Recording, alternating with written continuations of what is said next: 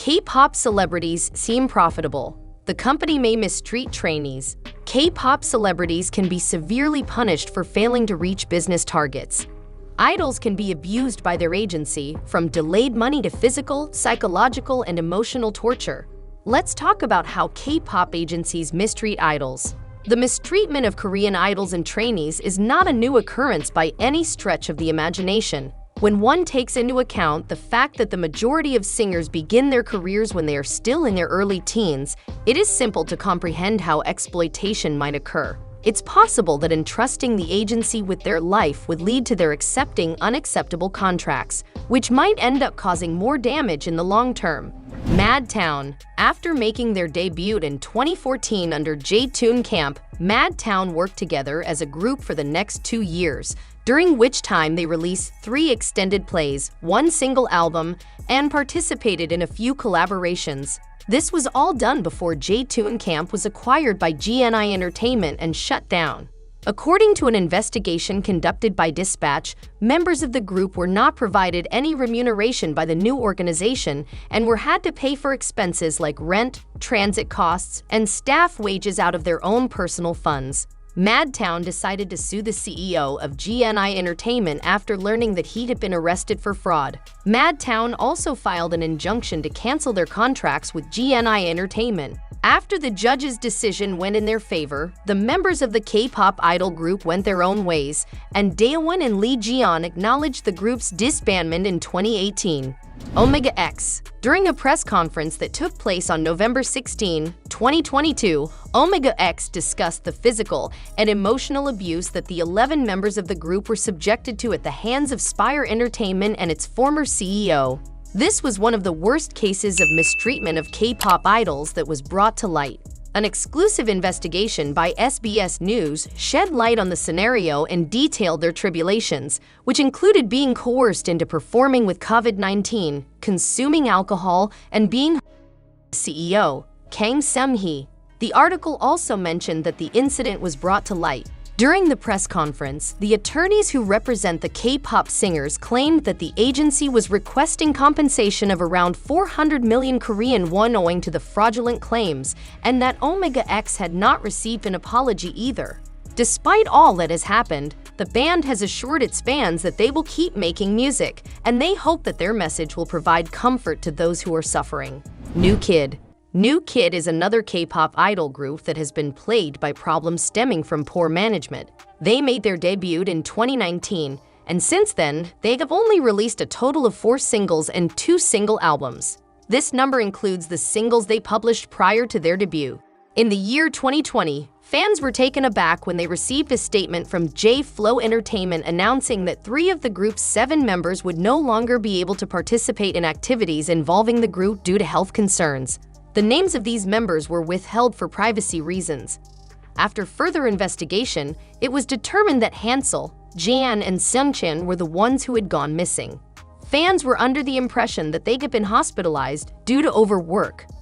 Supporters of the organization have started a petition to investigate this matter in depth in response to sporadic and unclear updates from the agency, as well as a lack of comebacks and members randomly disappearing from content, with the exception of members who enlisted. This is a serious cause for concern among supporters of the organization, who have also noticed a lack of comebacks. B.A.P. B.A.P was the first K-pop idol group to sue the label following repeated instances of abuse, but they were finally able to strike an agreement with the firm. B.A.P is far from being the first K-pop idol group to suffer under TS Entertainment's management.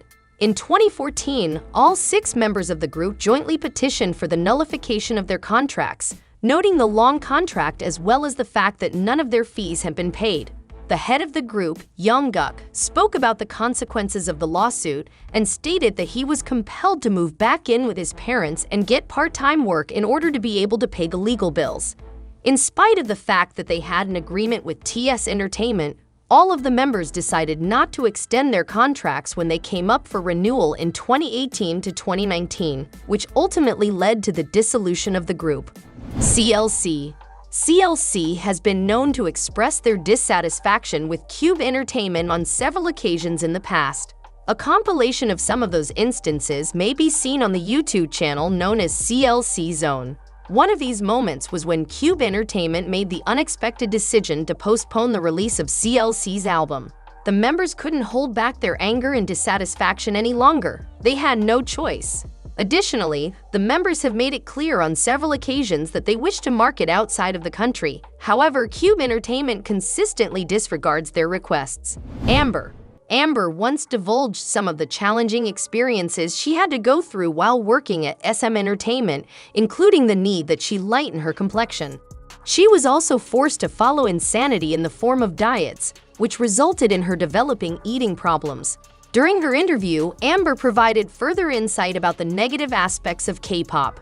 Jay Park had his beginnings with JYP Entertainment as a trainee, and he has discussed in the past some of the challenges he faced at that time. He commented about how hard the training process was, revealing that there were several occasions when he broke down in tears due to the pressure. He has also witnessed other trainees receiving both physical and verbal punishment when they made a mistake during a performance. The culture in itself was kinda like when you get certain lyrics wrong or you get a certain dance move wrong, they would literally hit you. That's kinda like the Korean.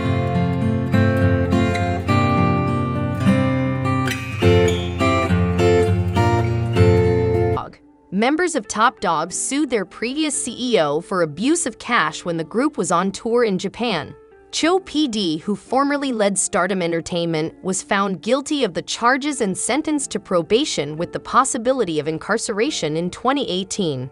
After what transpired, the K-pop idol group went through a significant amount of transition. Despite the maltreatment they had from their former agency, the group decided to rebrand themselves as Xeno-T when they signed with Hunnis Entertainment.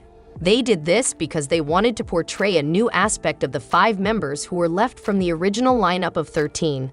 Lee Seung-gi. Recently, one of the most well-known K-pop idols, Lee Seung-gi, disclosed that his management company, Hook Entertainment, had failed to compensate him for his work as a recording artist. The singer was led to believe that he was a minus singer, which is an industry term for a performer who results in a financial loss for the firm. According to a recent declaration made by some Legal G's lawyer, which was translated and published by Seung-gi, the following is the case. Lee Seung-gi heard insulting and threatening remarks that are difficult to even say from the CEO and others, so he eventually decided after much thought on sending a certification of contents through a legal representative, because he determined that beyond just the issue of the payment settlement for his music, a relationship of trust could not continue with CEO Kwon Jin-young as well as Hook Entertainment, which he has relied on like family while being together for a long time. Suho, EXO. At one time, Suho expressed his dissatisfaction with the way in which SM Entertainment was dealing with EXO.